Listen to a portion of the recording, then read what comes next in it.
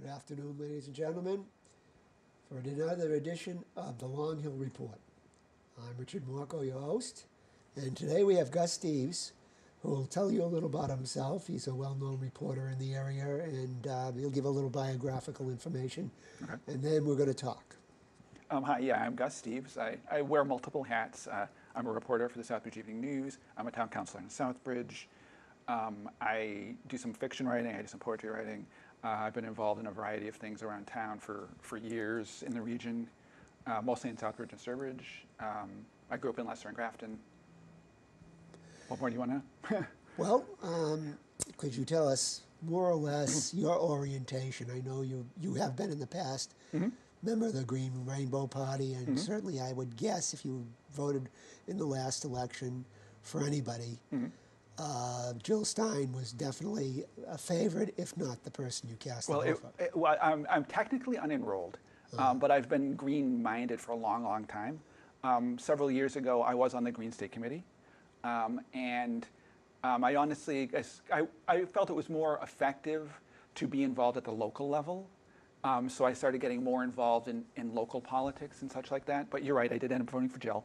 And I think it's on that particular area of things, I think it's an issue that our major political parties at this point are kind of maybe giving lip service to the issues that really need to be addressed, but they're really not doing a hell of a lot about them.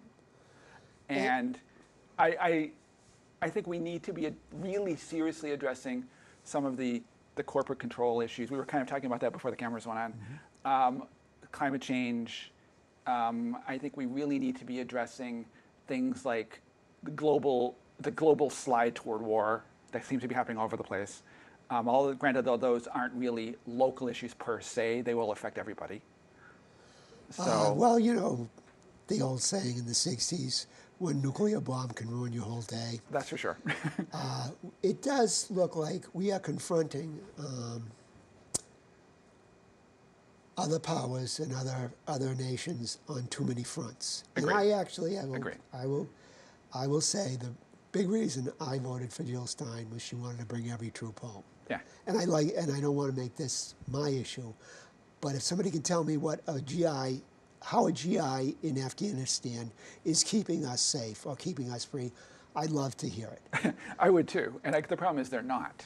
They're not. I have respect for the guys who are going out there doing what they feel is the right thing to do. But I think that the people who keep sending them over there aren't doing it for the right reasons. And I agree that we need to be bringing our troops home from a variety of these various places because honestly, in many cases, they're just in harm's way. Yeah. And I mean, we see that Afghanistan has been a mess for more than a decade now, 15, 18 years even? We've got people in all kinds of weird places, like people getting killed in Mali and other weird places. Honestly, half the people you were to wander out on the street and just ask them, where is such and such a place? They'll go, I don't know. And most people, the countries that we are involved with, we should know a lot more about than we do on average.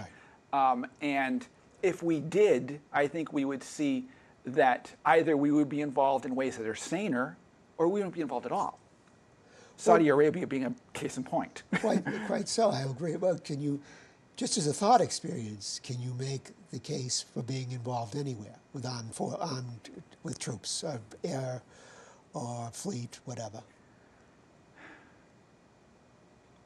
Honestly, I don't know, because I would think I would have to see where each particular situation was. And in general, I think we should have a very high bar for sending troops to other countries. I mean, if you look back at the history, back when we founded as the United States, I think it was George Washington, but certainly one of his peers, raised the point that we should be friendly to as many nations as possible, but we shouldn't be embroiled in their politics. It was John Quincy Adams who said, "America does you. not go abroad seeking monsters to destroy." Yeah, I knew it was one of them. Yeah, and that's exactly the point. I mean, we have gotten to a point where our foreign policy is all about. It seems to be driven by this ideology that doesn't take into account the long-term best interest of either the country or the world. Well, this is the old joke about the Boy Scouts, 3 Boy Scouts, their troop leader says, how's it going? We did a good deed today. Took 3 of you? Yeah, we helped an old lady across the street. Mm-hmm. Well, why did it take 3 of you? She didn't want to go. Now, if you think we promote democracy in places where they don't care, it may be a great idea, 1 man, 1 vote, but if they don't want it, they don't want it. Why are we helping them across the street, all 3 of us? Well, I think it's actually, in many cases, what we say we're promoting democracy, but what we are promoting is I'll put it in quotes, democracy, a variant of democracy that accords with the way we think the world should be operating. And it doesn't take into account what their own cultural system is. Like take, for example, Afghanistan.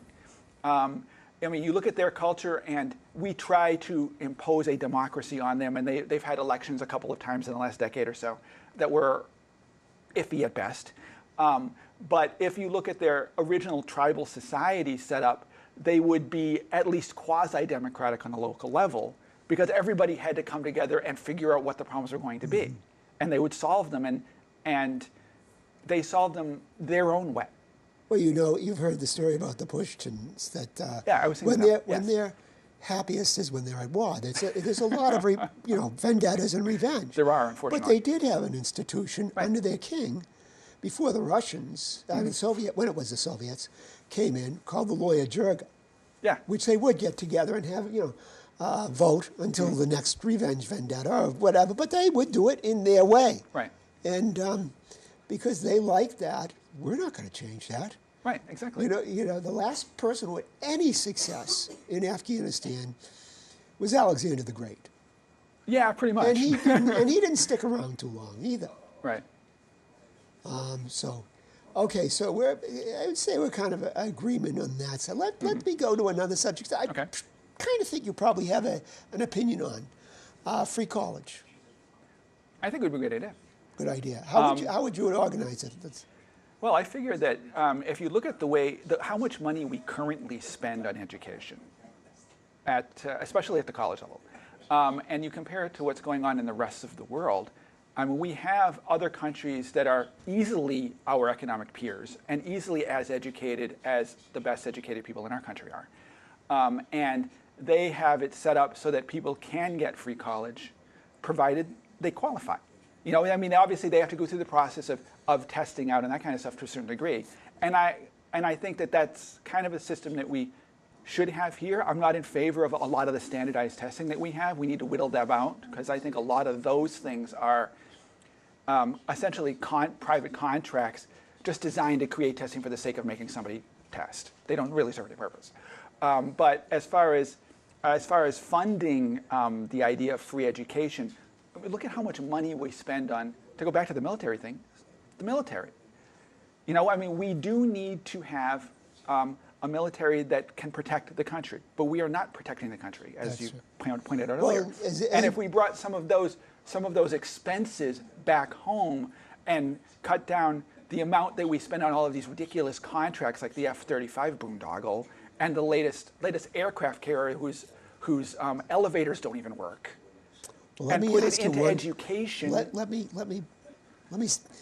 ambush you just a little here. Okay. I did an article on Norway's system. Okay. And they have in place, they have the oil money too, but they have in place a system where if you qualify, you go to college. That's cool. But the same proportion of people who work in the trades before this still work in the trades, and the same proportion who went to school before for higher education go to school. Okay. How is this not welfare for the well-off? I don't know. I mean, because did that research that you looked at have any indication of the financial status of the people who were going to college? Probably. I did not go into maybe it was a 1,000-word column, so I was not going to get a PhD in Norwegian education. But it's a valid question. Okay. I suspect if the same proportion are going to college afterwards, it's probably the same demographic. I'm guessing. It could be. And Now, that would the certainly be problem worth with this looking at. I agree. country, and I'm going to posit this and ambush you again, Okay. is we believe everybody can be educated. How do we keep, if we got a system, how do we keep everybody from getting a degree in English? Or, you know, what's his name? The guy who wrote the book, The Case Against Education, said there's only, and I was a history major, I love Okay. history, only about 3,800 professional historians in the country. Okay. It's a bad deal to go to college to be a history major. It's great for enrichment. How do you get to winnow them out? Well, first off, I want to back up just a second about the whole history major thing. First off, I was just reading something this morning online talking about how history majors have dropped like 35% in the last 30 or 40 years. And I think part of the problem there, that has a huge ripple effect. Because, yeah, you're right. In our economy, history majors and some of the other humanities are either too common to be economically feasible, or the economy as a whole just doesn't care about them. But I think the issue really is that background of information helps you make better decisions in the long run. And if we had more people who had history degrees, who had good humanities backgrounds, who had some science but weren't like science obsessed with it, or they and I like the idea of STEM education, but it needs to be balanced with all this other stuff.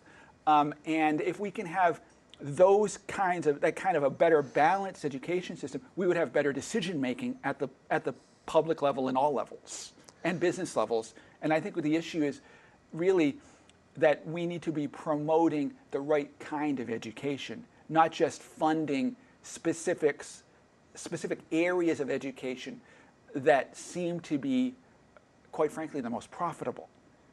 We would need to be funding the education that actually makes best decisions for our community as a whole. And of course, who decides that, and how do we come to that decision? Do we get 100,000 people majoring in history and then going off and, like I did, having to get a different degree after that? Right. So that's the dilemma. And if you want to opine on that, good. But if you want to do it for a later time, that's great too. I honestly don't really know how we. I mean, it is a problem. I agree with you. I don't know how we fix it. But I think hopefully start having conversations like this in a broader scale will come up with something. I think your point is good. Yeah. That we should have more people. I think studying from what's his name, Cicero's statement: "Person who does not know of events before his own time remains ever a child." Right. That's the value of studying history. We have a few other people running the show now. For citizenship, yeah, important. Yeah, right. But 100,000, 200,000, and then, okay, how do we get them to get their next level where they can eat? That's okay. It's a dilemma, and we will revisit this someday. I hope you'll come back. Okay. And but now we were also talking beforehand about recent events in Leicester. Right. We have a new industry. Yeah. And it looks very, very going to be very profitable. Is it a good idea? Is it a bad idea? What do you think? Well, I mean, I think, first of all, you got the distinction between medical marijuana and recreational marijuana. And this is recreational. Yeah, I noticed. Actually, it's both in Leicester. Yeah, you're right. It just opened recreationally. It was medical exactly. a year ago. And in fact, in Southbridge, we've got a proposal a guy who's come forward who is looking at building a medical marijuana facility down near Big Money. It's just a vacant lot at the moment, but he's come forward and we've talked to him about it on the council side, and he's got some plans going forward for an actual construction. And ideally, I think the concept is actually not a bad one. I personally think that we need to, for a variety of reasons, that from an environmental reason, I think we need to be weeding ourselves off of, let me backtrack, for more of a health reason, I think we should need to be weeding ourselves off of the chemicals that we use in current pharmaceuticals. And I think that growing our own will, from a marijuana point of view, will make a big difference in that given time. It will take some time to iron out some of the issues. Growing your own, do you mean as a country growing your own, or as individuals, or small farmers, or what? Well, maybe a little of both. Okay. Because, I mean, as I think you probably know, the law says you can grow your own up to 6 plants. Yes. 6 plants per person. So up to 12 plants total for adults in the household. And I think the vast majority of people probably aren't going to do that for obvious reasons. Yes. Just like the vast majority of people aren't going to grow their own corn. You know, it takes effort, and you have to be willing, to take to do the right thing to make it work. Yeah, That's true of anything. I suspect growing your own reefer is a lot more difficult than growing your own basil. It probably is. Yes, it probably is. And most people aren't going to steal your basil. I've noticed that. Not that I'm growing the other stuff. Well, I mean, granted, probably most people aren't going to try to steal your plot either. But especially, I mean, ironically, I think that if it's grown more commonly, there'll be less interest in stealing it because it's common.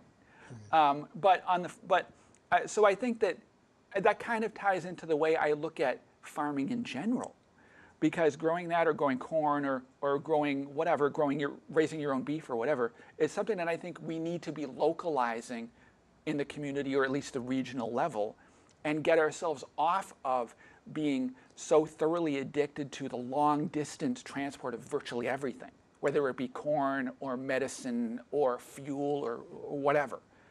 Because the way climate issues work and the way our economy seems to be headed, we need to be locally safe. We're going to be increasingly need to be locally self-sufficient just to survive.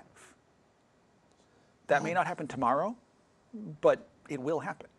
So, in winter, I shouldn't be eating those blueberries from Chile? Probably not. Okay. Although I can't deny that I like strawberries in weird times too. Yeah, But I mean, I think all of us do, and we kind of got used to that. So you don't think that the supply chain is sustainable? It isn't, for a variety of reasons, both economically and ecologically. I mean, look at how much fuel it takes to keep that supply chain going. Well, I'm not huge sums. I'm not an expert in that. Neither am I. But my son kind of knows about, he's in business and stuff, and it's amazingly cheap to do. Mm-hmm. How much of that is subsidy? Well, no, how much of that is actually economies of scale? Because you can put an awful lot on a ship now that you couldn't 20 years ago. True. And other than the ship going down in a storm, which scares the heck out of me because you got all these big metal crates, it's going to get even cheaper. It's sort of like if you've seen those cruise ships, which are almost skyscrapers. Yep. Man, it scares me, the idea of being on one of those. Who's gonna, the Titanic was bad, because there isn't a ship that can't really, that some waves can't get over. Right. But even so, the supply chain is really, I'm not an expert in it, but it's really cheap. It's really, the problem is, we define it as really cheap in a financial sense because of, you're right, because of the economies of scale. But that's because we've basically been foisting off the cost of the cheap goods, the cheap labor that we have, either to other countries, and more importantly, we're foisting that cost off onto the grandchildren. Kids who aren't even born yet are going to experience the impacts of our desire to have cheap everything. Well, at that point, I don't know if you've ever heard of the economist Michael Hudson. Yes. He will have come into vogue, and we will have a debt holiday.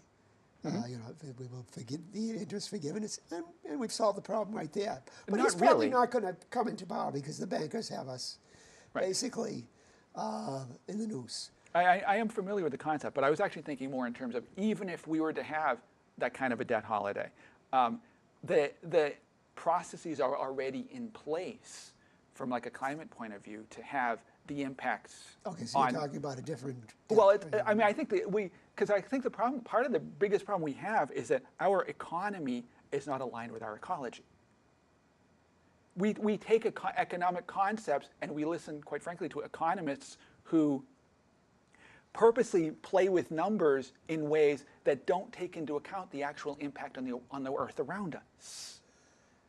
As somebody who is not enamored of economists, right, I would say that it's impossible to get every cost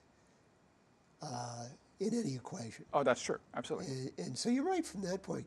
But how do you know then when you're making the big cost mistake? I'm not sure exactly, but I think if we were able to at least incorporate into our decision making some of the things that other cultures have included, the whole concept of like 7 generations. Try to consider it from a point of view of, okay, what kind of an impact would what we are doing today have on somebody in 2100 or 2200? And granted, it's a little bit of a mind game because we're not living in 2200. But on the flip side, we can also take a look back a little bit and say, okay, where would we possibly be today if our ancestors in 1800 had done what we're doing now? We can get some idea of that because we can see the kind of changes that have happened since then with population and environmental impact and economic development and all kinds of other things. I mean, because granted, any of these kinds of decisions are going to have pluses and minuses. And the question is, are they pluses and minuses in the short term or the long term? The problem is, of course, you know, we would all like, as somebody who hopes to have a lot of descendants, yeah, or the right amount of descendants, I want to think the world will be a good place for them. Yeah, ditto. But also, I live in the present time, and as a voter, what's going to work in the next 10 years is a more relevant question to the average voter, I think. Which I would agree with. It is. And I think that that's why we need to have people who lead us, who are willing to take a look at that and go, okay, this is what 10 years out looks like. This is what 50 years out looks like. This is what 100 years out looks like. How do you we get very those rarely leaders? hear these last two. How do you get those leaders? Do you know everybody, everybody in state government Right. has won their leadership position by convincing 50% plus one of the voting group, or at least a plurality if there's more than two, Right. to vote for them. Sure. And did they say, and what would the impact of it? Vote for me because 200 years from now, your great-great-grandkids will live in a better world. I have never heard anybody campaign for that. That's part of the votes? problem. Yeah, that is. So that, you know, how do we overcome that? How do we make democracy something that is more than just what am I getting right now? I don't see how. I don't know. I wish I did. I really do. I wish I did. But I think having conversations like this can maybe start the ball rolling. Get enough people in the room at one time, and somebody, I think, and the ideas bounce off of each other long enough, somebody comes up with an idea. Part of it is, we were talking before the cameras went on about campaign finance changes, and I think that's a step in the direction that would be necessary. I mean, if you can have it be where our elected officials are not so directly beholden on to short-term moneyed interests, that would make a difference. But they're also beholden to short-term votes. Too. Oh, absolutely, absolutely, and that's one of the issues. I mean, it's, as somebody once said, democracy is the best system, is a terrible system, but it's better than all the others, or something like that. Winston Churchill, who was a genocidal maniac. He was. We get into that. He's the one who said that. Right. And he never said anything that wasn't self-serving. Well, this is true. So. A lot of them, that's true of a lot of them, by the way. But I'm going to say this. Yeah. That's okay to say that. But every system of government has its season where it's good. Yes, agreed. You can have a monarchy that's very good for a while. Sure. You can even have dictatorships that are good for a while. And you can have democracies that are good for a while. Absolutely. But I think you know what Aristotle said about democracies end in tyranny. Yep. So, I mean, you know, when we do this spread democracy thing and we send troops over to do it, we're also spreading future tyranny, but... Well, yeah. we're often spreading tyranny right at the beginning. I mean, because I don't think you can spread democracy at the barrel of a gun. By definition, it doesn't work. As Robespierre, who is not a teddy bear, No. said, nobody listens to armed missionaries. This is true. And his democracy immediately turned into dictatorship with Napoleon. Well, actually, it was the dictatorship of the Jacobins True. for a while, too. Right. And then it became the Directory, which is the Thermidor form. Yep. And when they were getting attacked, they said to Napoleon, can you suppress this? And he could. And he could, but he could suppress the whole, Which is what he country as did. well, Yeah. So. That works all the time. Yeah. I mean, that's exactly what Octavian did in Rome. He suppressed the chaos, and unfortunately, that's what we often see historically speaking. And I think that goes back to the conversation we had a few minutes ago about the importance of having people who lead understand history, because you look at historically speaking, all of our civilizations tend to follow the same kinds of patterns. Where things go fine for a while, regardless of whatever their form of government is, and then something happens that creates chaos and civil war, and it starts disintegrating. Somebody comes up from the ranks or from some place that you don't expect. Sometimes it's royalty, sometimes it's not, and they take over by claiming that they can suppress the chaos, and they usually succeed for a while. Yeah. And then they set themselves up as dictator or king or emperor or whatever they want to call themselves. And then 3 or 4 generations later, the system becomes more corrupt, just as corrupt as it was to begin with. Well, Rome, Octavian took over. Yeah. And it kind of deteriorated through Caligula and things Nero like that. and those kinds. But then they had the famous era of the 4 emperors, Right. which was considered the best government. I mean, long after the Republic. Marcus Aurelius and so forth. It was considered the best government in the history of the world by some ancient historians. So, we can't predict the future. What was it? Yogi Berra said, predictions are difficult, especially about the future. Yep. So, it's tough. But, for the next time you come here, we want your predict. No, I'm not going to do that to you. That would be low. And Well, I think part of it that you mentioned the idea of people having an attitude that they had the best government, and I think one of the real issues that we as a society really need to think about long term is, have we gotten to be too big? Are we trying to expect governments to be at such a large scale, regardless of which country we're in, because they have so many people to deal with, that the governmental structures get to be farther and farther away from the average people that are being affected by whatever they're doing, that we need to start seriously thinking about building up from the local level to really restore the understanding of what democracy is at the local level, and have things be much more self-contained, so that people understand what they're doing, why they're doing. Everybody is on the same page at the local level, and if that means that Southbridge does one thing, or the tri-community area does something, and then like Northampton does something else, and Salem does something else, so be it. Now, provided we keep peaceful communication with them. When you say we, that's a big proposition right there. It is, absolutely. How do you get everybody on the same page? Because I go to my town meeting, and it's a painful experience. I mean, I've often said I'd rather have what Hitler said about his meeting with Franco when he tried to get Franco into the war, and Franco said basically no. He said, I'd rather have all my teeth pulled than ever meet with Franco again. Well, sometimes I think rather than going to a town meeting, I'd rather have all my teeth drilled with the Republican. But you go. Okay. And you're not getting everybody on the same page. Of course. So that you've got yourself a big task. I totally understand that. And we expect a doctoral dissertation before you come back.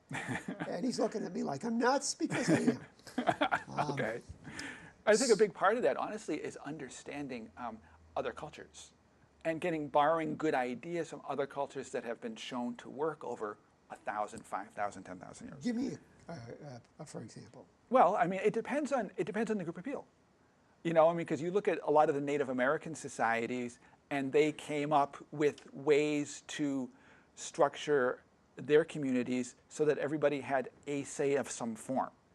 I mean, and a lot more of them, they were, in a lot more respects, more egalitarian than the state-level societies are in most places. They did have slavery, Some of them did.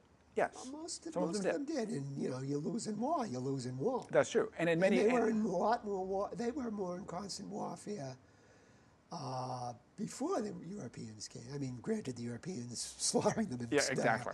But they were in constant warfare before Europe. And Europe has been in constant warfare for most of its history too. But actually, studies have shown it's less as time goes on. I know what you're saying. Ray Like Chris- Steven Pinker talked about And that Ray too. Kurzweil's spreadsheets, and he said basically, we are much, much better off. Now, you think about World War II, Yeah. how can that be? But, I'm not an expert. Yeah, 60 million people died there, and we've had something similar around the world since then, How in late small are we getting? scales. I need... We're my at 30 camera. minutes now. Yeah. Okay, so we'll wrap it up. It was very good to have you guys. You too. Very stimulating. All right. Thank you for coming. Thank you for having me.